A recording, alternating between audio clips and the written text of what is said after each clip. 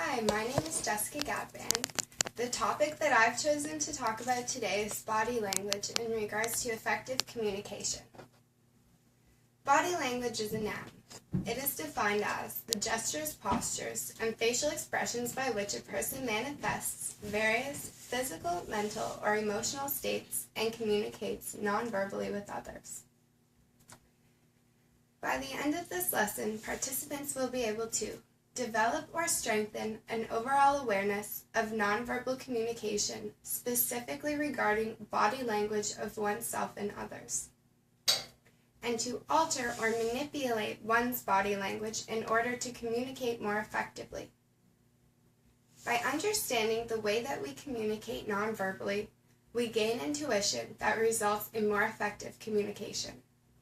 Body language helps us to interpret messages consciously and unconsciously. By becoming more aware of our unconscious cues, we can manipulate these signals to help us to transmit and receive messages more effectively. Being aware of our own nonverbal communication and being able to accurately interpret the nonverbal signals of others can really strengthen the level of understanding that we have during interactions. To get started with the lesson, I would like to begin with a short interactive activity. The activity is simple and easy to understand. It will give us an idea of how each of us sends and interprets nonverbal signals. We will start the activity by splitting the group into two. Each participant will think of an emotion that will be recorded. Once we have enough emotions, participants will get a chance to show off their kinetic skills. Do rock, paper, scissors between the two groups to determine which group goes first. One member of the winning group decides on the emotion that their group will be acting out. Do not let the other group know what emotion you're choosing. All members of the group will have to silently communicate that emotion to the other team. It's similar to charades. Members of the other team will try to guess what emotion is being acted, while at the same time observing how each participant acts out the emotion slightly differently. The activity should last about 5 minutes. Okay, you may have noticed during the activity that some emotions are easier to recognize than others. As well, some people are more obvious when displaying emotion and others are more subtle. Situational factors also play a role in the impact of nonverbal communication. So, communication is a skill that is essential to life.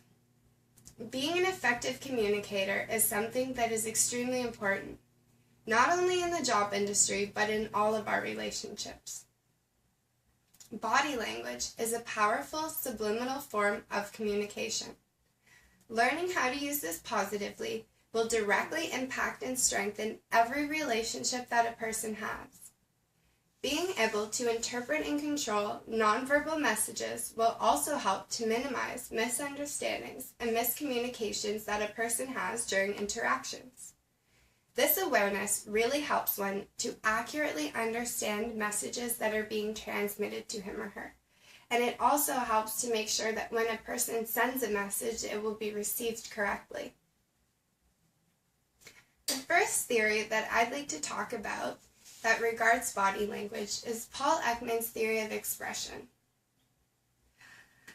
Paul Ekman is an American psychologist. He is a pioneer in the study of emotions and their relation to facial expression. Ekman focuses his research on developing techniques for measuring nonverbal communication. He quickly realized through his studies that body language is closely related to culture, and that each culture has their own meanings for different gestures and expressions. Most of the time, facial expressions are culturally determined by behavioral learning. However, something very interesting that Ekman noticed is that there are some expressions of emotion that are universal, in that they mean the same thing in every culture. Ekman found that people of all cultures indicate feelings of anger, disgust, fear, happiness, sadness, and surprise in the same way.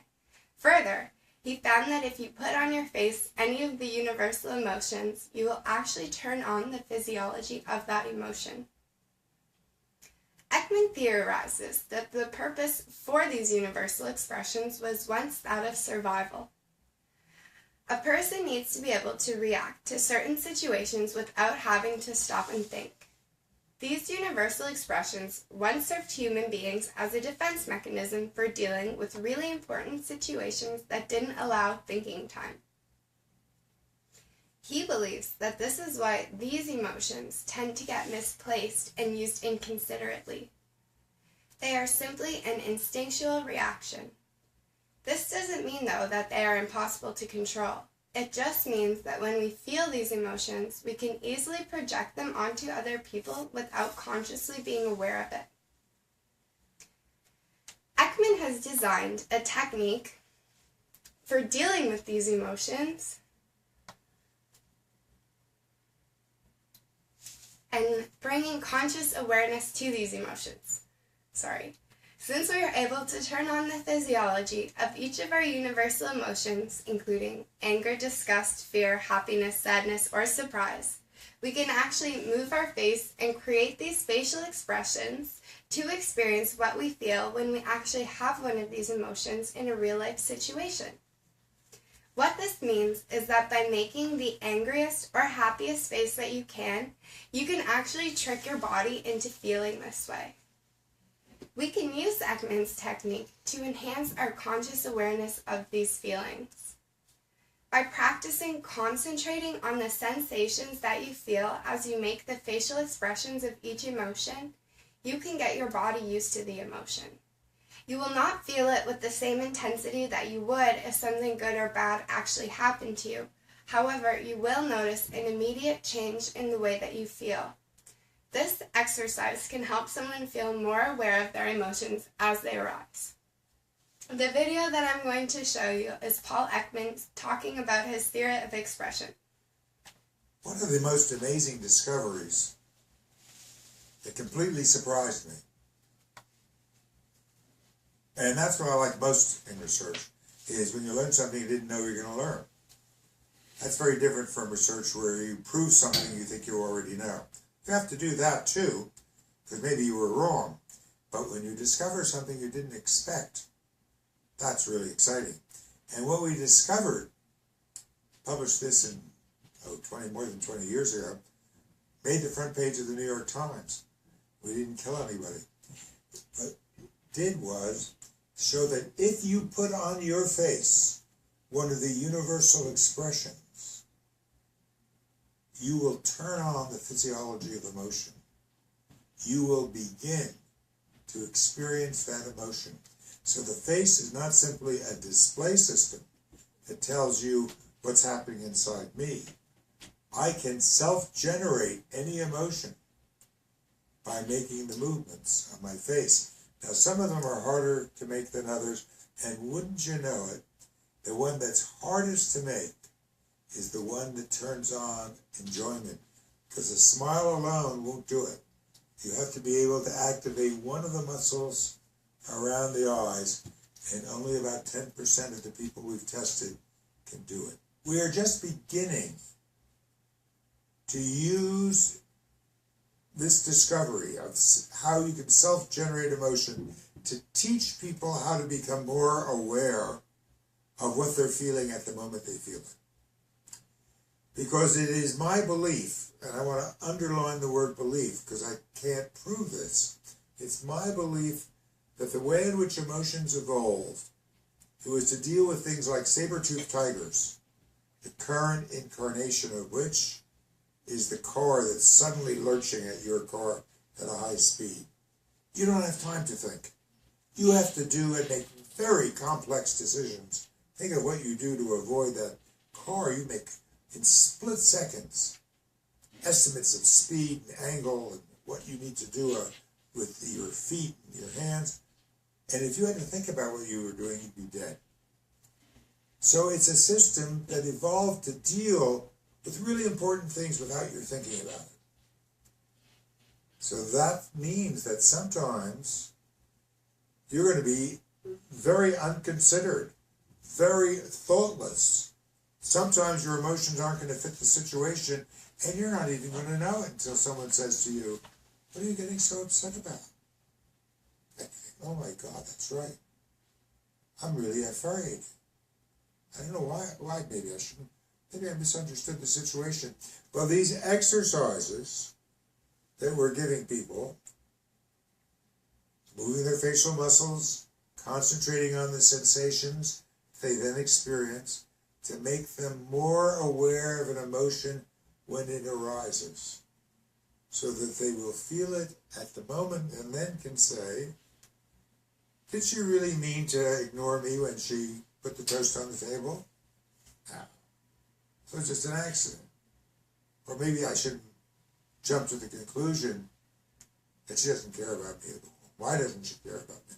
That whole business. It takes the way in which we can improve our emotional life is to introduce conscious awareness into the process.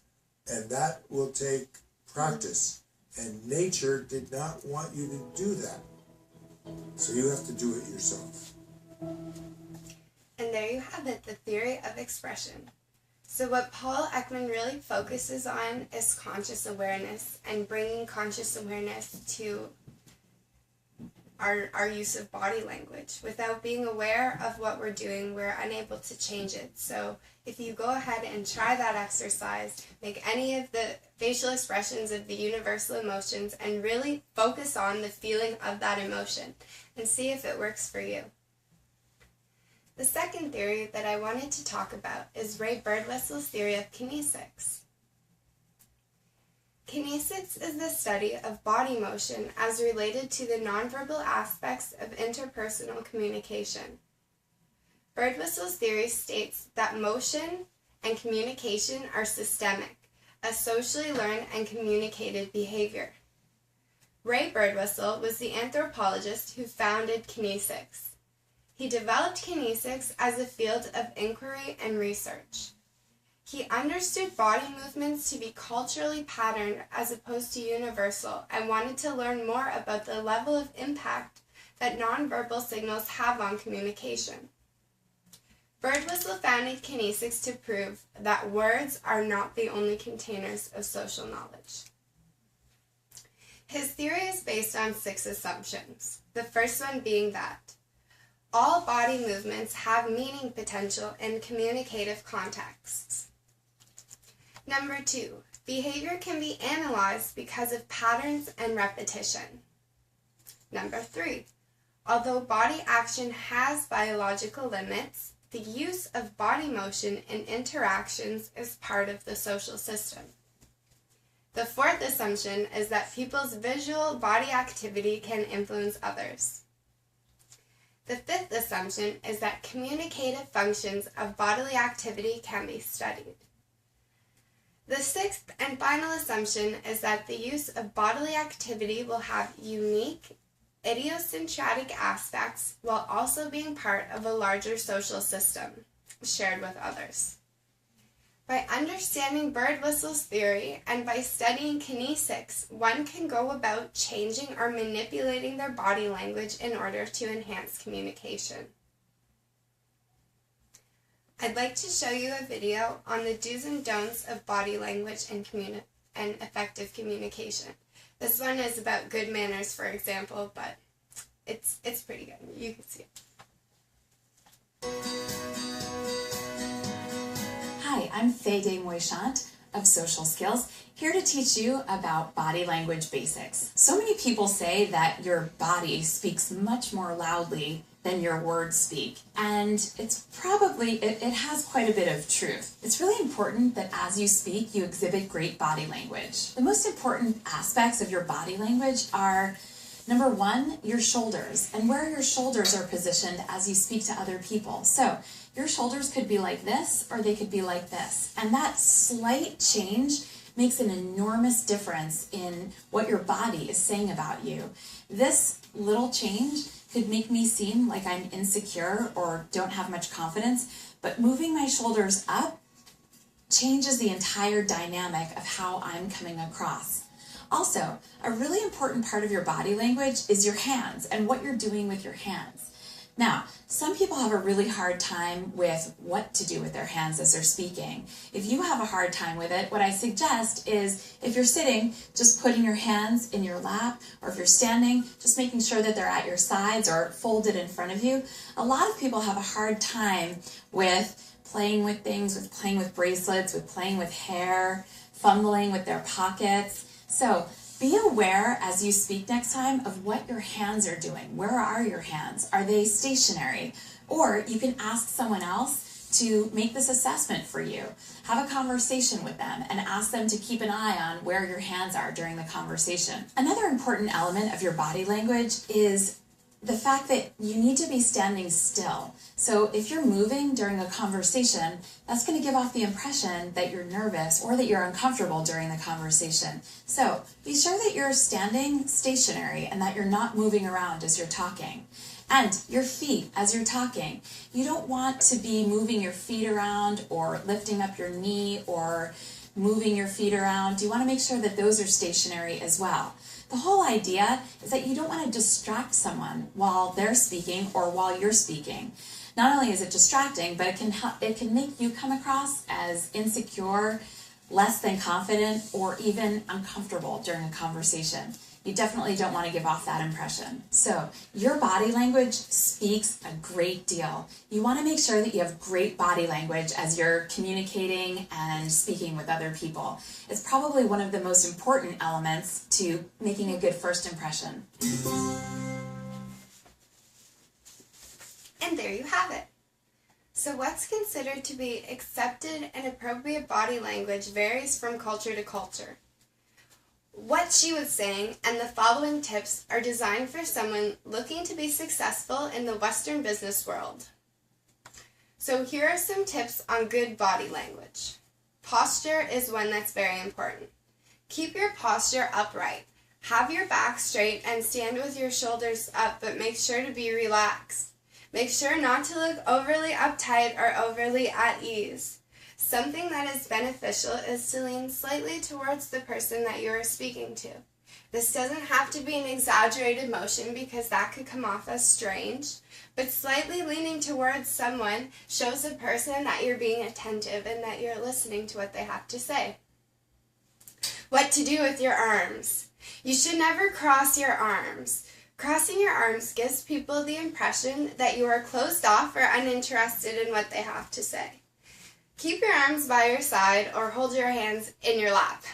If you're someone who tends to use your hands a lot and move them around when you're talking, the lap is generally a good place to have your hands. If you must use your hands, you should do so sparingly. Try and keep them at your side or in front of you as much as you can, and try not to play with anything as you're speaking, as it can be extremely distracting for other people. Something that's interesting and debated is how much eye contact you use when you're talking with someone. So too much eye contact can be seen as challenging, and too little eye contact can display a lack of interest. People who are engaged in a conversation generally look at the other person's face for 80% of the time. Most of that 80% is spent looking into the person's eyes. However, you don't want to be staring, so lots of eye contact is usually good. However, staring is rude. And if you feel uncomfortable looking at someone's eyes, you can always just look underneath and they'll feel that you're looking at them and it won't feel that you're staring at them. Affirmative movements while you're talking can be a good thing. Nodding your head is good, like showing someone that you're listening to them. But too much of this can be weird. In order to show someone that you are listening to what they are saying, every so often it is alright to show them this by smiling or nodding your head. This can let the person know that you're interested in what you have to say. But too much affirmative movements, however, can seem non-genuine or forced, and you should try and avoid that. Stance. When you're speaking with someone, you should be standing or sitting facing fully towards them. Both of your feet should be facing the person that you're speaking with. As well, don't be afraid to take up some space where you're standing. it's not to take up too much space, but it's good to show that you are able to stand and take up some space, because it shows people that you're assertive. The smile is important. Happiness is a universal emotion. People will smile back if you smile at them first. And according to Ekman's theory, if you smile at someone and then they smile back at you, you've just made that person happy. Don't just smile though. Make sure if you want to smile at someone that you direct your smile to them. Take authority of it and wait, make eye contact, and when the person looks at you, smile at them. It will mean more. And move confidently. The way that you do things says a great deal about how other people will see you. Don't rush around to do things. Stay relaxed and don't hesitate in your movements. Make sure not to second guess yourself. Even if you do second guess yourself, other people don't need to know about it. Body language that should be avoided. Looking at the ground is something that you shouldn't do. For some reason, when people look on the ground, it gives others the impression that they're, well, first of all, completely uninterested or they're shy, but second, that they're lying or they're being dishonest or deceitful. Another thing that makes people think that you're being deceitful is if you look around while you're talking to them. People have a tendency to look up and to the right when they're making up a story. Touching your face is something that should be avoided. It's an indicator of dishonesty as well, actually. Something else important that should always be avoided is picking at something. So this can be your fingernails, your clothes, your jewelry, your hair, whatever. By fidgeting and picking at things, you portray the illusion of boredom and disapproval, especially picking at your fingers, or if you have a watch, if you look at your watch, that's like the worst thing you can do. It is perceived as completely rude. Blinking too much is something that should be avoided as well. Obviously, it can be hard to train yourself not to blink so much, but generally when people blink a lot or they're blinking more than 30 times a minute, I shouldn't quote that actually, pretend I didn't say that. Blinking too much is a sign of anxiety or nervousness. Okay, so being aware of our own use of body language is the best way to begin to use it as an effective tool for communication. Being aware of our emotions and of the emotions of others can help us to reach greater depths of understanding in our relationships and consequently benefit our overall level of functioning and success. The reason why this skill is so important is that it comes up more than once every single day in your life. Becoming a master of body language will really help you. My next video is kind of a fun little video. It's just about kinesics and it's pretty quick. You'll like this one the best, I think.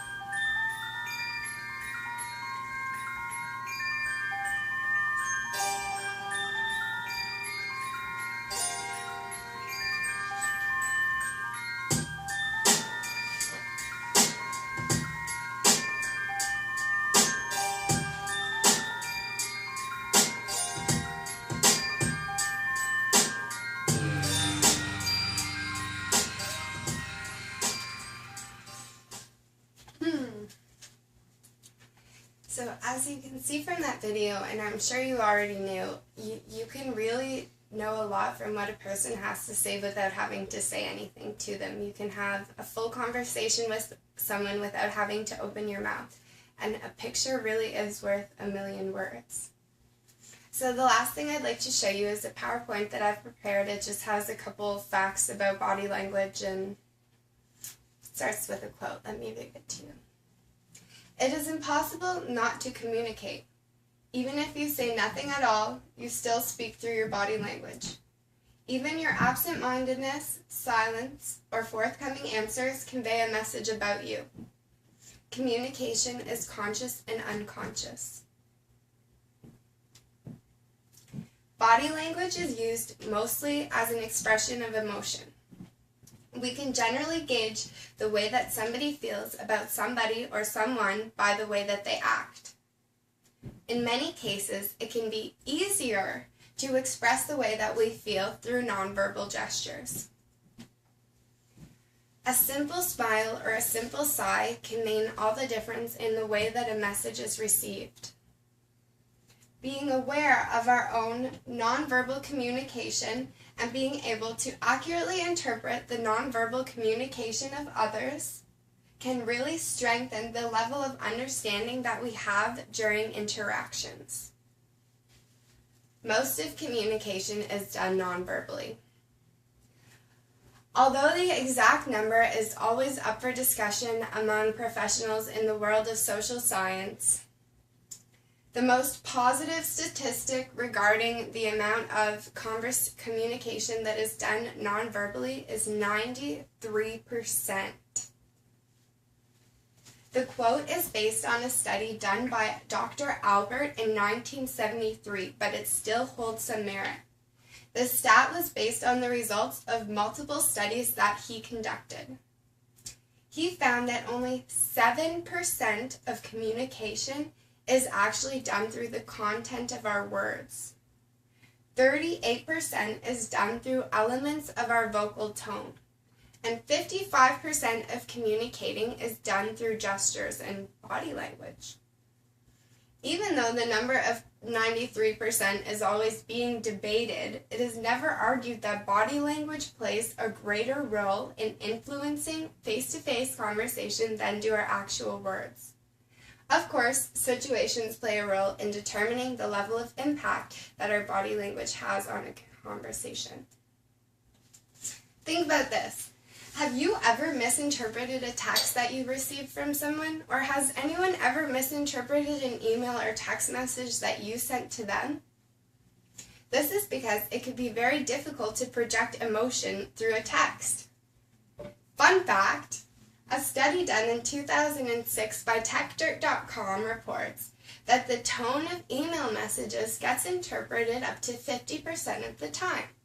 To make this worse, 90% of people believe that when they read their email, they are interpreting it with the correct tone. As you can see, this can leave space for miscommunication. Why do you think that happens? Well, it's because there's absolutely no nonverbal cues in an email. It's basically what they say is all, and you don't know if they're being sarcastic. You don't know if they're being nice. Something that you say that's rude in an email Something that you say that's rude in person sounds extra rude in an email. Being aware of things like posture and hand gestures, tone of voice, facial expressions, and pace of our speech can make life conversations less like email conversations. Intuition adds depth to conversation. Action plan. How can I apply the skills that I've just learned in my everyday life? Well, we're going to use Paul Ekman's action plan. First, we're going to reach conscious awareness. We are going to become aware of our body language. When we're feeling emotions, we will realize it, and we will try and control what we do, and we'll try and pick up on the body language of other people. Becoming aware is the main thing, and this is something that basically it's going to take forever to learn. It's an ongoing skill. That's why number 2 is practice. We will practice this skill forever in our day-to-day lives, and I think it's something that everyone should always be working on. We will be able to witness our success through our communication skills improving. We will notice that we have less miscommunications, less problems, better communicating, and better level of understanding in all of our interactions. So, in summary, body language makes up most of our communication. People can choose to improve their communication in this regard through studying kinesics. Self-awareness is the major part of becoming a pro at communicating non-verbally. In order to perfect the technique of body language and use it as a tool for success, one must first develop conscious awareness. Thank you for listening to my presentation, and please provide any feedback that you have to the student evaluations. Thank you for watching.